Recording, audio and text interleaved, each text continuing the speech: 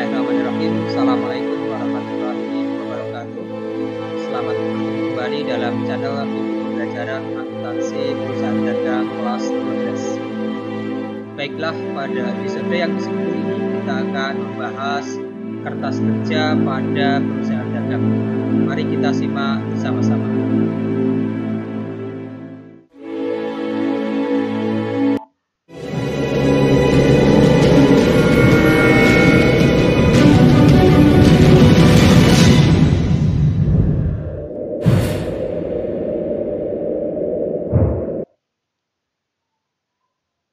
Baik, kita awali dari pengertian kertas kerja atau worksheet, sebagaimana sudah kita pelajari pada akuntansi perusahaan jasa. Kertas kerja merupakan daftar yang berisi kolom-kolom yang digunakan untuk mengikhtisarkan saldo-saldo akun pada buku besar untuk penyusunan laporan keuangan. Tujuan utama penyusunan kertas kerja diantara yang pertama, yaitu untuk mempermudah penyusunan laporan keuangan. Yang kedua, untuk memungkinkan penyusunan data secara sistematis. Yang ketiga, memeriksa ketepatan dan ketelitian perhitungan yang dilakukan. Yang keempat, mengurangi kemungkinan terjadinya kesalahan dalam hal dilupakannya salah satu ayat jurnal penyesuaian yang harus dibuat. Baik, berikutnya prosedur penyusunan kertas kerja atau worksheet. Dikarenakan dalam penyusunan jurnal penyesuaian terhadap persediaan barang dagang itu menggunakan dua metode sebagaimana sudah kita pelajari, yaitu metode ikhtisar laba rugi dan metode harga pokok penjualan. Maka pencatatan ke dalam kertas kerja itu dilakukan juga dengan dua metode tersebut. Maka yang pertama kita lakukan nanti dengan metode ikhtisar laba rugi. Jumlah akun ikhtisar laba rugi pada kolom ayat penyesuaian nanti akan dipindahkan ke kolom neraca saldo disesuaikan. Dan selanjutnya akan dipindahkan ke kolom laba rugi. Sebelah debit dipindahkan tersendiri dan sebelah kredit juga dipindahkan tersendiri sesuai dengan jumlahnya masing-masing. Yang artinya sebelah debit dan kredit itu masing-masing akan dipindahkan ke kolom laba rugi. Nah, bentuk penyelesaiannya kertas kerja dengan menggunakan metode ikhtisar laba rugi. Jadi ada akun ikhtisar laba rugi, ada kolom penyesuaian debit dan kredit, maka akan dipindahkan ke neraca saldo disesuaikan dan selanjutnya akan dipindahkan ke kolom laba rugi. Sesuai dengan jumlah pada kolom debit dan kolom kredit. Nah, kita lihat bagaimanakah penyelesaian kertas kerja ketika menggunakan metode ikhtisar laba rugi. Fokus kita adalah pada akun persediaan barang dagang. Yang kedua, yaitu pada akun ikhtisar laba rugi ini. Baik, kita mulai yang akun persediaan barang dagang. Kita lihat persediaan barang dagang di neraca saldo ada debit 30 juta. Maka di kolom penyesuaian itu dikredit 30 juta, maka akan hilang ataupun akan menjadi 0. Karena ada debit 30 juta, kemudian dikredit 30 juta. Nah, ini adalah persediaan barang dagang awal, sesuai di jurnal penyesuaian. Nah, selanjutnya, kita akan mendebit akun persediaan barang dagang, di mana ini adalah persediaan barang dagang akhir. Yang selanjutnya akan dipindahkan ke kolom neraca saldo disesuaikan. Nah, jadi yang muncul persediaan barang dagang adalah persediaan barang dagang akhir sesuai dengan yang kita cantumkan di jurnal penyesuaian. Nah, baru jumlah ini akan dibawa ke kolom neraca. Jadi yang ada di neraca ini adalah akun persediaan barang dagang akhir. Nah, selanjutnya kita lihat di akun ikhtisar laba rugi, di kolom penyesuaiannya ada debit 30 juta dan ada kredit 22.500.000.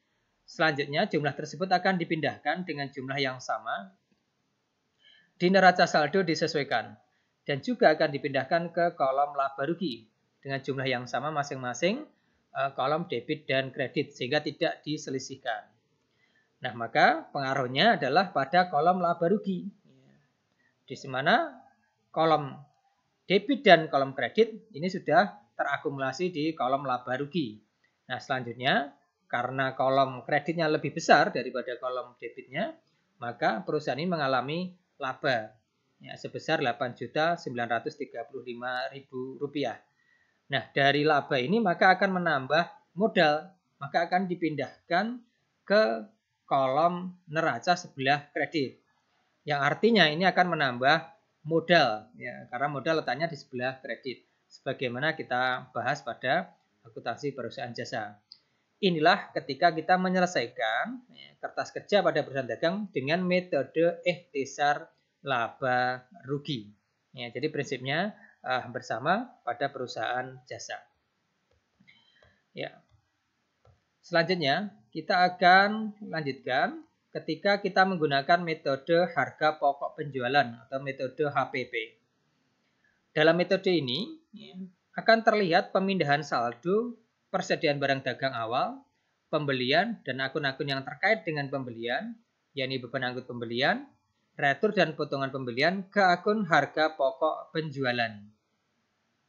Nah, jumlah akun harga pokok penjualan ya, sebelah debit dan kredit pada kolom ayat penyesuaian nanti akan diselisihkan atau terdapat beda jumlah atau selisih.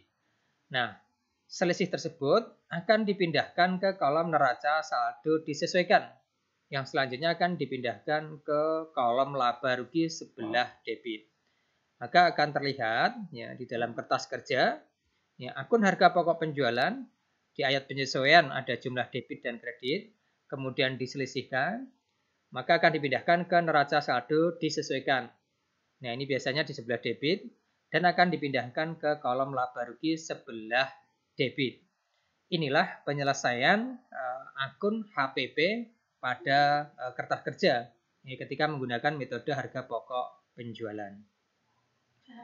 Nah, kita lihat bagaimanakah penyelesaian pada kertas kerja. Nah, ini kita lihat persediaan barang dagang awal. Nah, ini ada akun HPP atau harga pokok penjualan. Nah, kita lihat sama. Jadi persediaan barang dagang awal ini akan di kolom penyesuaian akan dikredit sehingga akan menjadi 0. 0 karena ini persediaan barang dagang awal. Maka yang muncul adalah persediaan barang dagang akhir. Nah, ini akan masuk ke kolom neraca saldo disesuaikan. Yang selanjutnya nanti akan dipindahkan ke kolom neraca. Ini sama dengan metode yang pertama tadi. Jadi yang muncul adalah persediaan barang dagang akhir.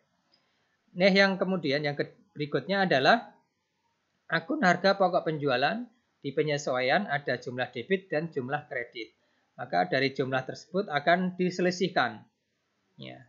Maka selisihnya ketemu 109.640.000 dalam soal ini. Maka letaknya adalah di sebelah kolom debit ya, di neraca saldo disesuaikan. Yang selanjutnya itu akan dipindahkan ke kolom laba rugi sebelah debit. Nah, ketika dipindahkan, maka pengaruhnya adalah pada jumlah debit dan kredit pada kolom kolom laba rugi. Nah, ini kita terlihat selisihnya adalah 8.935. Ya, jumlah kreditnya 130.750.000, jumlah debitnya 121.815.000. Maka laba ini akan dipindahkan ke kolom neraca sebelah kredit. Nah, inilah proses penyelesaian kertas kerja ketika kita menggunakan metode harga pokok penjualan. Demikian pembahasan pada kali ini. Selamat bertemu kembali pada episode berikutnya. Saya akhiri. Assalamualaikum warahmatullahi wabarakatuh.